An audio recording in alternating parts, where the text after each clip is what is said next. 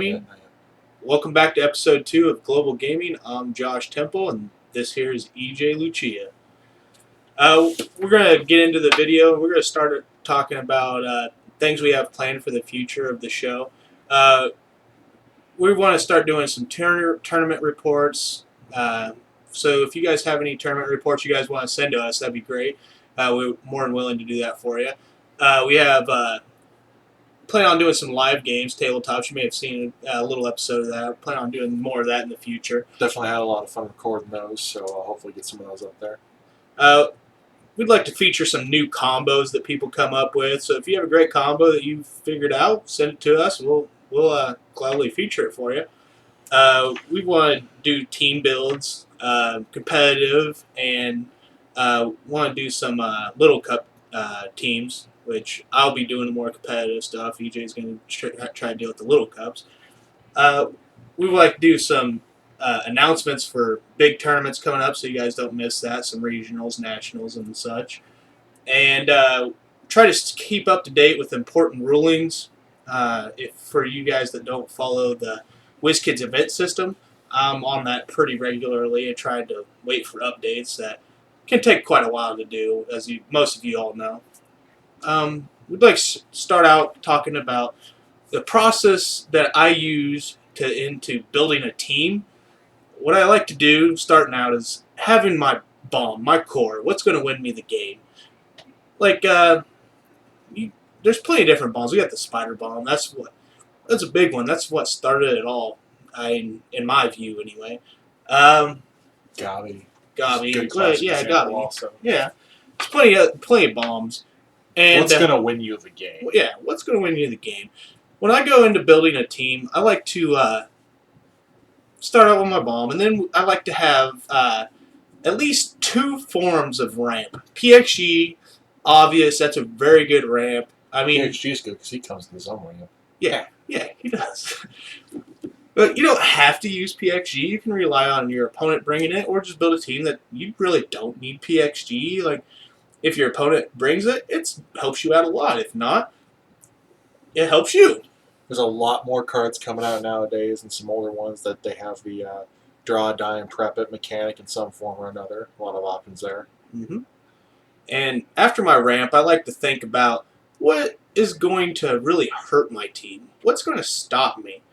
And then I go through a list of cards, reading, and by the time of me actually testing the team out, I know what's going to hurt it. You're going to find out what's going to hurt your team. If you're playing friendly games, you're playing your locals, just keep testing it out. You'll find what's going to hurt your team. So then you want to build, I prefer to run at least two forms of counters for things that I know are going to hurt me, they're going to stop me. And it's not just stuff like Constantine that'll stop your cold or Prismatic Spray.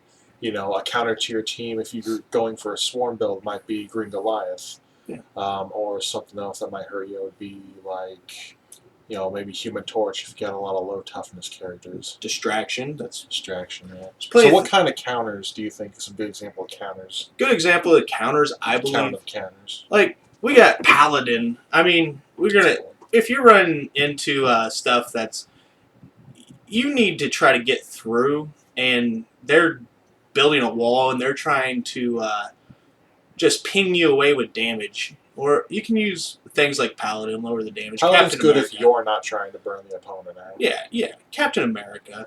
And if you're going for like I said, a ping team, just trying to ping your opponent down, like Mira's wonderful for that. If you are building a wall up and you don't want attacks to go through, and if you want attacks to go through, then reduce the damage to 2. Of course, if it's more than 5 or more. Sorry. And basically, if it's not going to hurt you, but you know it'll hurt others, it's a good place to start. Which my process of building a team, I like being original. I try to be original as I can, which kind of brings me to my next point about net decking. Now, personally, I don't use net decking. I don't have a problem with it. Just I like to show something that nobody else is seeing that's not out there right now, and just try to be original. I mean, it doesn't have to be the best, no, but you can have fun with it, and every now and then you come up with something pretty awesome. And EJ might have a different view on net decking than I do, and what do you think? Well, net decking, it's always good to be original. That's how we see new stuff come up, but yeah, sometimes you just gotta go with what works. I mean, somebody wins a tournament, there is a reason for it. I mean, Dice Masters, a lot more luck is involved than most other traditional card games. But you generally look at the top 8 of big tournaments, and you're going to see a lot of stuff in common. Salt Lake City, for example, there's a lot of rain going around because people saw potential in that.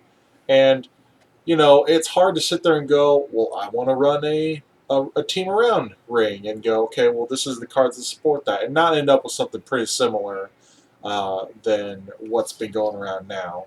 Um, but the thing is that while it's good to have a baseline of what cards are good, you can still work with it a little bit as far as originality goes. But when it comes down to it, I mean, there are cards and dice that have been tested and been proven.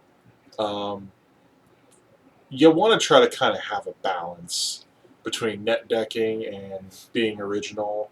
Maybe there are cards that have been proven to be good, but you notice they work in a way that nobody's really touched on yet.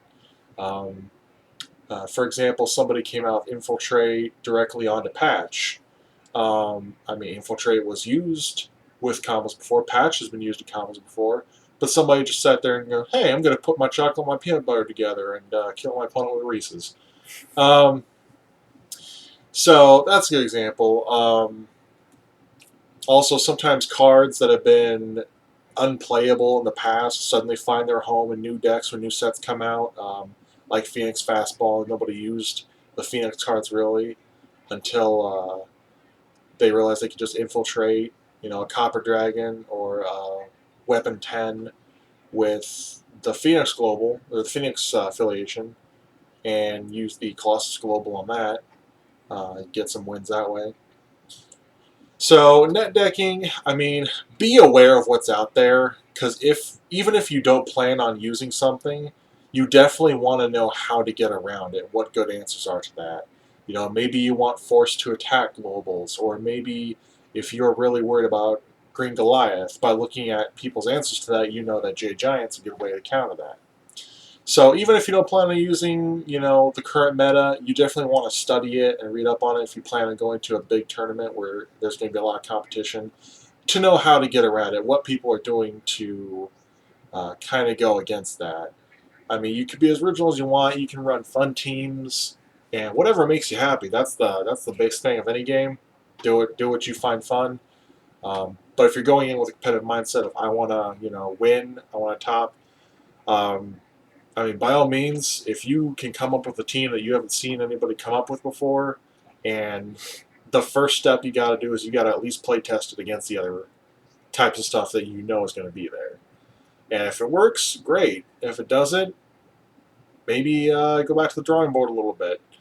And if you end up with something that's kind of similar to more meta style teams, if you don't mind that so much, just go for it. At the end of the day, as long as you're doing what you're wanting to do. One of the things that I found out about starting this show is I like to try to get information out there as quickly as I can on new ideas I have, which I found out this week it's very hard to do, and I was very disappointed that I didn't get it out there sooner.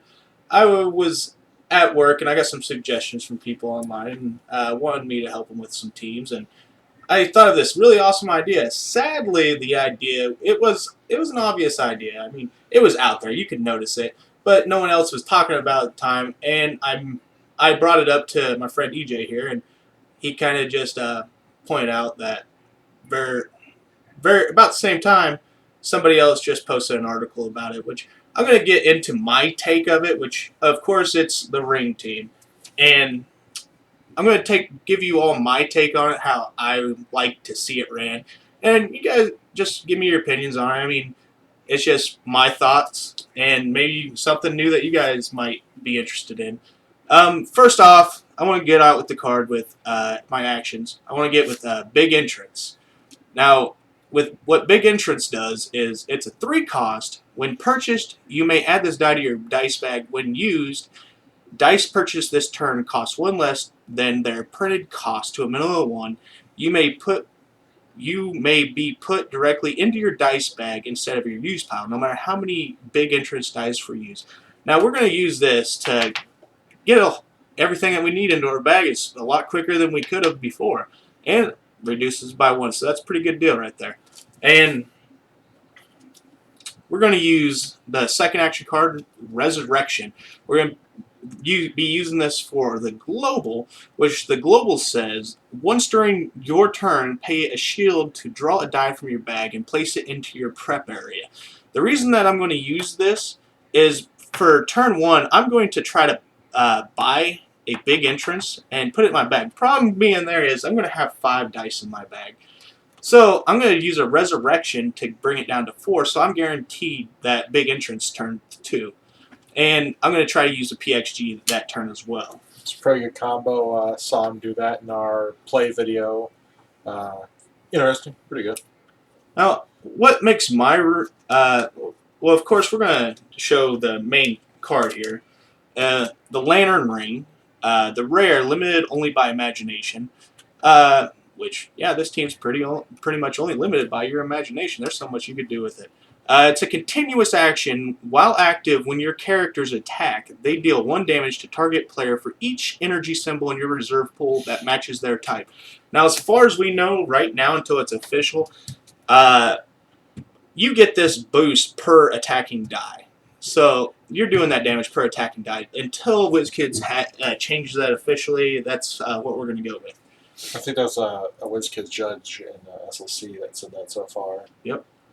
So closest thing that we have to an official ruling so far. Now, the interesting combo that that kind of stuck out to me was a local guy, Matt. He was building this team, and I noticed that he had this Miri on his team, which I've seen on other builds before. I don't know if anybody noticed the little combo with it, but this Miri, it says it's a 2-cost. When fielded, move a 2-cost bolt. When fielded, move a character die from your use pile with purchase cost 1 less or equal to the number of different lantern colors you control to the field zone at level 1. Now, that's one thing that I noticed. I've got, when I get my lantern ring out, it also has a different colored lantern symbol on it. So I would have 2 different lantern symbols out on the field. With big entrance, you're allowed to choose whether if you want to put it into your bag or into the used pile, which I would buy probably 3 mirrors and put them into my bag. And by that way, I would to be able to get enough bolts for this, I would be, of course, using the Iceman Global, which I pay a lightning bolt to spin any number of your sidekick dice to their lightning bolt side. If active, move them to your reserve pool.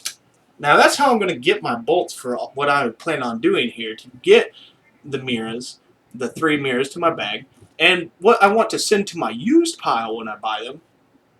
Remember, this mirrors only cost 1 with the big entrance. Now this next card will also cost 1. I want shield agents, need to know basis, the rare, to go into my used pile. So it's a 2-cost bolt. The effect is, if it's got a burst side, during your roll and reroll step, you may reroll any number of shield agents or Avenger character dice. Now, yeah, that's a good card by itself. I mean, you can roll it into ramp. You can also reroll your opponent's Avengers as well. But Like Wasp or... yeah. So what we'll be doing on our next turn is we will be trying to use Miri and fielding her. So when we field her, since we have 2 different color lanterns, we can field our shield agents from our used pile. So you're looking probably into about 6 characters on your board, which that's pretty awesome. And just going back to what I was saying, that it's per attacking die for the ring. Say we have 3 bolts in our reserve pool. If we attack with those 6 characters, that's 3 damage for each one of those characters. To be able to try to get our character faces on the Miri, we're going to be going for the parallax. We want to get those character faces. We want to get those to the field. Then we're going to move on to the Red Dragon Global. This is how we're going to buy our ring to reduce the cost of our ring. We're going to use it to reduce the cost of our big entrance. The effect says it's the global effect. Once per turn, pay a bolt. When you purchase your next action die this turn, it costs 2 less to a minimum of 1, and you deal 1 damage to your opponent. We're going to be using that to buy our actions, like I said. Now, if we get all of our pieces set up, what I like to go for is if we go around to a second round of the big entrance, I'd like to try to go to the Fatality. It's the uncommon Bounty Hunter. It's a 3-cost bolt character. When its effect is when fielded, deal 3 damage to target player if you have 3 or more bolt symbols in your reserve pool, excluding question marks. Now we can get those bolts easy using the Iceman. Also, we can also use the opponent's blue eyes to knock out our fatality, to field it again, and we can also attack with it, do a little bit extra damage with it. And since we have our shield agents out, that turn we could have re-rolled our bolts to get more bolts in our reserve pool. And then lastly, we got our ramp, Professor X. Everyone knows what this does by now. You pay a mask, move up to 2 sidekick dice from your use pile to your prep area. Now, I'm really happy with this team right now. We're gonna give it a go here probably in a future video, head-to-head video. And since I mentioned that I'm going to try to do the more competitive teams, I'd like to pass it off to EJ, where he's going to talk about Little Cup. So my plan then is, while he works on the more competitive stuff, I've tried to work on the competitive teams. Either I get an idea that doesn't work out the way I thought it did, or it's kind of just leads to something that's already in existence. What I figured I'd do is I would work on more casual or fun teams, because there's definitely people out there that just like to mess around and kind of do something on their terms. And so this week I have a Little Cup Batman team. It's brought to my attention via Facebook that today was National Batman Day. And we all know Facebook is known for its incredible accuracy about these types of things. So, I put together we decided to go Little Cup this week for a bit of variance. We can work on based on whatever you guys want to see more of. I definitely got a bunch of theme style teams coming up planned. But today we've got Batman. So I'm going with Batman, Bruce Wayne of Earth. It's one of the new Yellow Lantern Batmans. If you used a basic action die this turn, Batman cannot be blocked. That's what we're going for here. He's a 4-cost mask, also has a global. I can pay 1. The first time I play a basic action this turn, draw 1 die and add prepper. So we're going to be using some basic actions. Second piece here is Robin, Boy Wonder. When Batman is active, each of your Robin die get +3 attack, +3 defense. That's pretty much the main two characters that this team is thriving on. Gonna skip over to the basics real quick. The big entrance that Josh was talking about, wanted to give it a run, see how it plays for this team. Should work out pretty good. Knock down the cost of Robins, get a bunch of them into the bag. And then the combo here is to buy and use Horn of the Unicorn. Yu-Gi-Oh! Basic action. 2 your monsters get +1 attack, +1 D. On a burst or double burst, TLDR, they gain Overcrush. And for a global, I can pay a bolt and target monster gets +1 attack. So the idea here is to get out Batman and a bunch of Robin dice. Use Horn of the Unicorn, so Batman's unblockable now. And then give the Robins Overcrush, as many as I can at a time. And then I've got Iceman to turn my characters into bolts, or my sidekicks into bolts, to start pumping up whatever else I need to get through for a big hit of damage. And then I've got Red Dragon to also buy up the basic actions for cheap. We've got Professor X, and we've got Parallax for some more fixing and ramp. Then we've got a couple of flex spots. These can kind of be used depending on what you really feel like you need to fill in the team with. I decided to go with 2-cost Shield Constantine. While Constantine is active once per turn, at the end of your opponent's roll and reroll step, you may make that opponent reroll an action die. So if you're going up against another team that's based on actions, this is pretty good. I kind of was debating trying out the Guy Gardner Blighting Rage, the 2-cost fist that he gets +1 attack for each attacking die, must attack each turn. He would have been interesting too to test out, to just kind of fill up your bag with him after a big entrance and then get a bunch of them on the field, especially with Horn and the Unicorn on those guys. Now, on their lowest level, if they were all attacking, they would all be 5s. Yeah, that's pretty good. Or maybe like Cheetah, Cursed Archaeologist, which attacks, deal damage to your opponent. 3-cost Bolt, could find a slot here. And then I've also got Prismatic Spray Lesser Spell. All your opponent's characters lose all their card text till the end of turn. Since I'm running the Red Dragon, I can make buying Prismatic Spray cheaper. I figure this would come in handy too for just kind of a flex answer use against teams that might have Jade Giant or other sort of problematic cards that might kind of get in my way. It's also good for ruining PXG ramp for your opponent.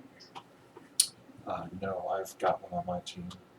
Yes, it's very true. Sorry. So they can use it. Anyway,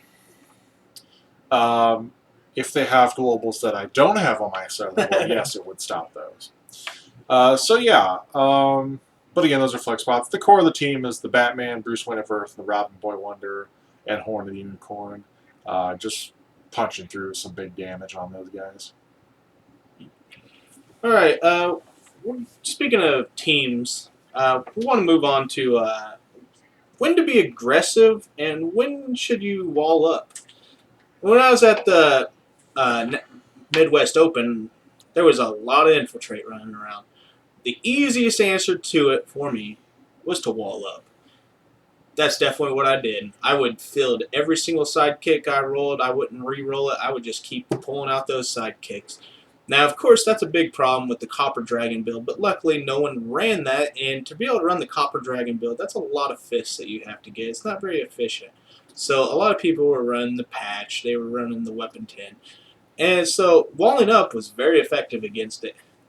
There's plenty of other reasons to wall up. I mean, if your opponent's got a whole bunch of big field of attackers, you need to try to block as many of those as you can. So, being walling up can also hurt you bad if they're running, say, a Hulk or a Goliath. At that point, you probably want to be a little bit more aggressive because they could most likely they will wipe your field. It's going to happen. So you need to go to a more aggressive stance. You need to start pinging away and swinging as much as you can at them. So just looking at your opponent's team, you will know when you need to if they have something that's going to possibly hurt you really bad, it's going to end the game quicker. You just need to get on that ball. You need to start swinging as much as you can. Don't stop. Just throw everything you have at them. And we'll pass it off to EJ, see what he thinks, his thoughts on walling up and aggressive are.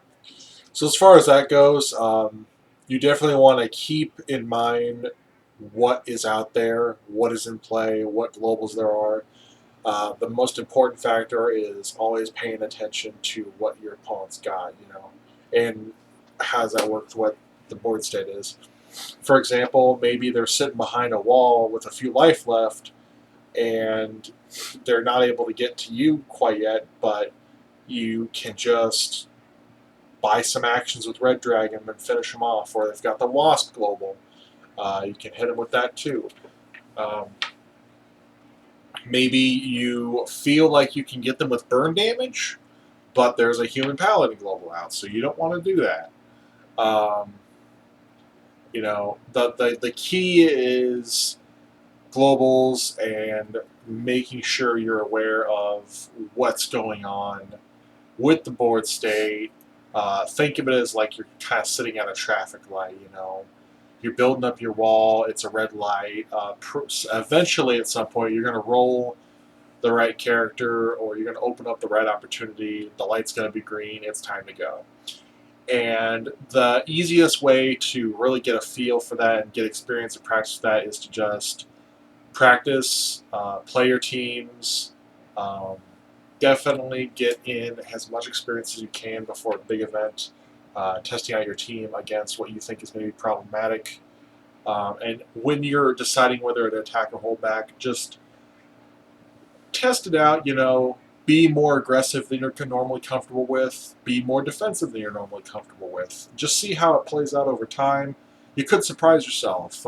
Sometimes there are times when just going for it ends up being the right answer, and you didn't initially think so, but after playing it out, the damage added up to being enough pressure on the opponent, or it ended up being even lethal.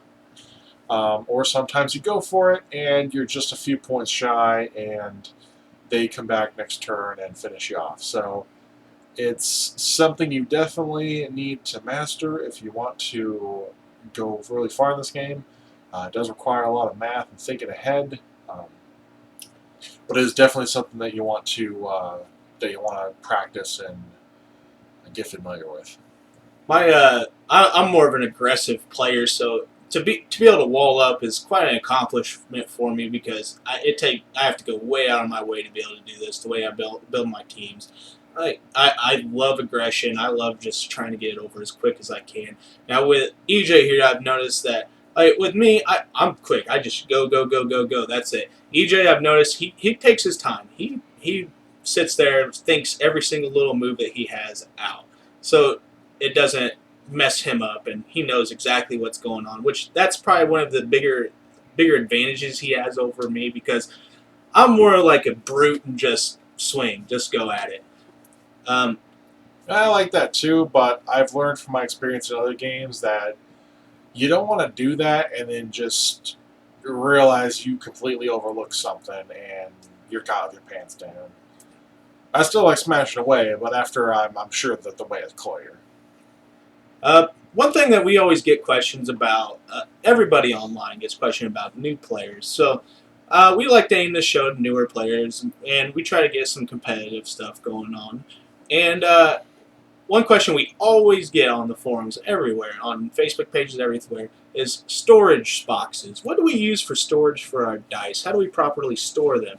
And doing some work and knowing basic knowledge of certain certain things like wire nuts. The first thing that popped in my head, wire nuts. They've got storage boxes for those. So first thing I did was go straight to the Home Depot, and you can pick these storage boxes up for about $8.99. They hold more than enough dice, and they're not expensive at all.